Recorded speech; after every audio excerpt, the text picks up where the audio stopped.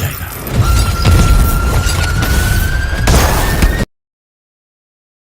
এই কি অবস্থা সবার?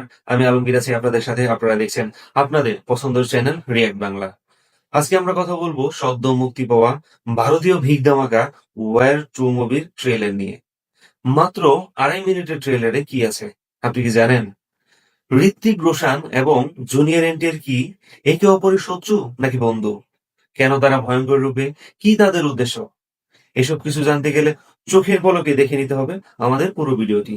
ট্রেলারের শুরুতে আমরা দেখতে পাই একটা ধ্বংস অবশেষ এবং আন্তর্জাতিক ষড়যন্ত্র। তার একটু পরেই আমরা ঋত্বিক রোশনকে দেখতে পাই। সেই পুরনো কবি, কিন্তু আগের থেকে অনেক বেশি ভয়ঙ্কর এবং শক্তিশালী।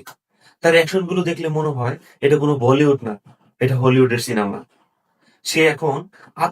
সে এখন দেশের জন্য আত্মত্যাগের জন্য প্রস্তুত। তার কিছুক্ষণ পরেই আমরা স্ক্রিনে দেখতে পাই জুনিয়র এনটিআর কে। তার চোখে মুখে এক প্রতিশোধের ভয়ঙ্কর আগুন। এখন প্রশ্ন হচ্ছে, তিনি আসলে কে? তিনি কি হিরো নাকি গোপন শত্রু? এই একটা বিষয় ট্রেলারকে করেছে অনেক বেশি রহস্যময়।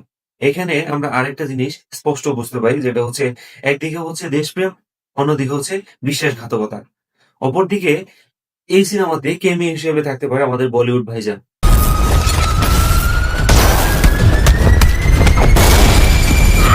অ্যাকশন গুলো ছিল চোখে পড়ার মতো।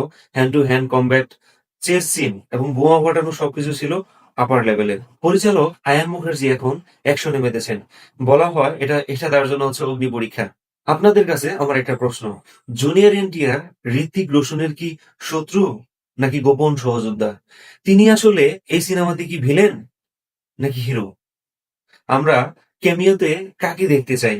অবশ্যই আমাদেরকে কমেন্টস করে জানাবেন এবং ভালো লাগলে আমাদের এই ভিডিওটা লাইক, কমেন্ট এবং শেয়ার করে যাবেন। দেখা হবে নতুন কোনো ভিডিওতে।